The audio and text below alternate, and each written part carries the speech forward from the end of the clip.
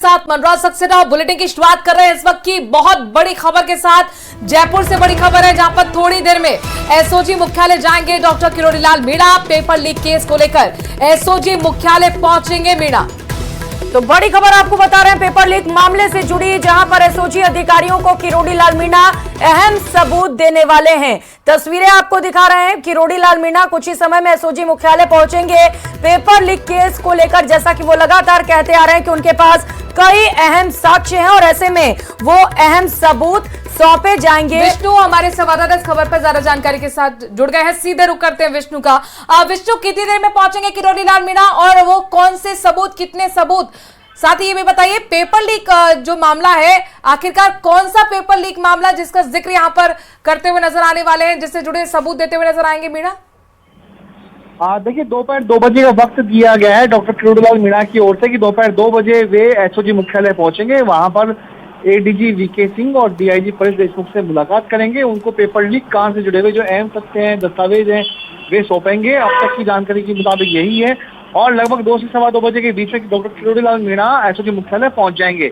वहीं मैं बताऊं कि राजस्थान में एसआईटी के गठन के बाद में राजस्थान पुलिस एसआई भर्ती परीक्षा पेपर लीक कांड का खुलासा हुआ, उसके अलावा जेईएन भर्ती पेपर लीक का खुलासा हुआ और पिछली सरकार में भी डॉक्टर किरोड़ी लाल मीणा जेईएन भर्ती परीक्षा पेपर लीक प्रकरण को उजागर कर रहे थे, ऐसे ही भर्ती को उजागर कर रहे थे।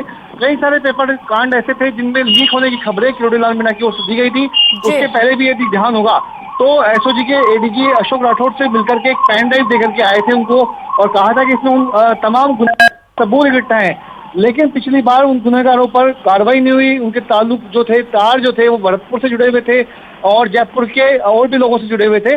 तो ऐसे में अब चूंकि सत्ता में भाजपा की सरकार, किरोड़ी लाल मीणा मंत्री रह रहे हैं, हालांकि कुछ दिनों पहले उन्होंने मंत्री पद को छोड़ भी दिया था।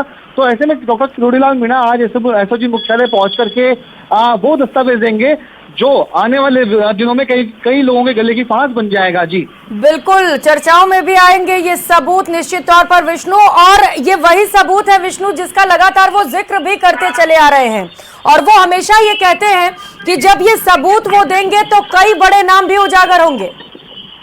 बिल्कुल, देखिए मैं इसी बात को दोहरा रहा हूँ कि एक बार जब पिछली सरकार में डॉक्टर किरोड़ी लाल मीणा एसओजी मुख्यालय पहुंचे थे, जब रीड पेपर लीक कांड शुरू हुआ था, उसका नाम सामने आया था, तब एक पेन ड्राइव सौंपी गई थी अशोक राठौड़ जो कि एडीजी थे एसओजी के, लेकिन कार्रवाई कुछ नहीं हुई और इसीलिए आज एक बार फिर से डॉक्टर किरोड़ी लाल मीणा एसओजी मुख्यालय जाएंगे और ये आने वाले दिनों में उन लोगों की मुसीबत साबित होगा जिनके नाम पेपर कांड में चलिए विष्णु, नजर बनाए रखिएगा, आगे आपसे अपडेट्स देते रहेंगे। तो पिछली दफा भले ही कार्रवाई नहीं हो, चूंकि पिछली सरकार यहाँ पर कांग्रेस की सरकार थी, लेकिन ये तो अब उनकी अपनी बीजेपी सरकार है। तो जब सबूत देंगे तो कौन से बड़े खुलासे होंगे, क्या कार्रवाई होगी, ये देखना बहुत दिलचस्प होगा।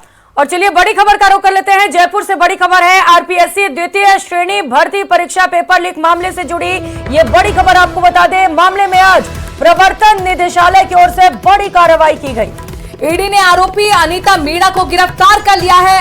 अनिल मीणा की बेहद करीबी रही है अनीता मीणा। द्वितीय श्रेणी पेपर लीक प्रकरण की मास्टरमाइंड हुई है अनीता। एसओजी ने अनीता मीणा से 20 लाख रुपए जब्त किए थे। पेपर लीक से भरी संपत्तियां अर्जित कर चुकी हैं अनीता मीणा, जिनकी जब्ती की कार्रवाई लगातार चल रही है। ईडी ने अनीता मीणा को प्रोडक्शन वारंट पर लिया है। जयपुर विशेष न्यायालय में अनीता मीणा को पेश किया जा रहा है। ईडी अनीता मीणा के रिमांड लेकर पूछताछ करेगी, क्योंकि माना जा रहा है कि इस पूछताछ में कई खुलासे हो सकते हैं। राकेश शर्मा हमारे संवाददाता जयपुर से इस खबर पर जुड़ गए हैं। राकेश, कितनी देर में पेशी उनकी और कितने दिन की रिमांड मांग सकती है पुलिस? देखिए, सेकंड ग्रेड जो जीके का पेपर लीक हुआ था, पेपर लीक होने के बाद अनिल मीणा जो इसका मास्टरमाइंड था, शेर सिंह और अनिल मीणा जो कि एक सरकारी कर्मचारी भी था, और ये अनीता मीणा एक बैंक मैनेजर के पद पर कार्यरत थी और जब पेपर लीक हुआ था तो बाजार में इसको बेचने में इसकी महत्वपूर्ण भूमिका रही थी और पूरे पैसे का कलेक्शन अनीता मीणा के द्वारा शेर सिंह मीणा और दूसरे लोगों ने किया था। 20 लाख रुपए इसके यहाँ से बरामद भी हुए थे और भारी संपत्तियां जो है इसकी सामने आई हैं। तो चूंकि अभी इसको ईडी ने अरेस्ट किया है, अरेस्ट करके कोर्ट में पेश किया जा रहा है, इससे पूछताछ की जाएगी जो संपत्तियां इस नेटवर्क में और कितने लोग शामिल थे और पेपर कहाँ कहाँ बेचा गया, कौन कौन लोग ऐसे थे जिन्होंने पेपर पैसे देकर के खरीदा।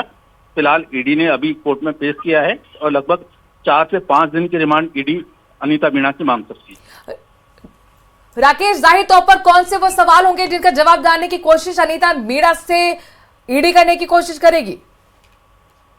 बिल्कुल, देखिए एक बहुत बड़ा नेटवर्क है पेपर लीक प्रकरण में। जो पेपर लीक करते हैं और उसके बाद उस पेपर को बाजार में बेचा जाता है, तो बाजार में खरीदार कौन कौन लोग हैं जो मोटा पैसा दे करके और ये पेपर खरीदते हैं और उसके बाद जो बेरोजगारों को ये पेपर दिया जाता है। चूंकि अब इस नेटवर्क में अनीता मीणा से जुड़े बहुत सारे लोग हैं। चूंकि अनीता मीणा खुद एक लोक सेवक थी, बैंक में कार्यरत थी और उसके बाद इससे कई और ऐसे लोग थे जो इस पेपर की खरीदी में शामिल थे जिन्होंने मोटा पैसा दिया।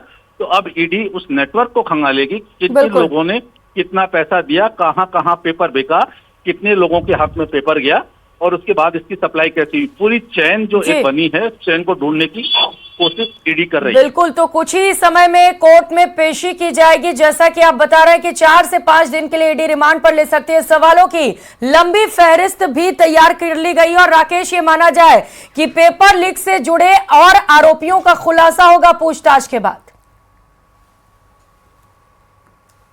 तैयार की है और इस फेरिस्त से पहले जो अनिल मीणा और अन्य जो आरोपी थे जो इसमें प्रकरण में शामिल पाए गए थे, उनकी संपत्तियों पर बुलडोजर भी ईडी ने चलाया है। उनको राजसात भी कर लिया है, उनको भारत सरकार के कब्जे में ले लिया है। अब अनीता मीणा की संपत्तियां बहुत सारी सामने आई हैं, इनको भी ईडी अब अपने कब्जे में ले सकती है। वो संपत्तियां जो अर्जित की गई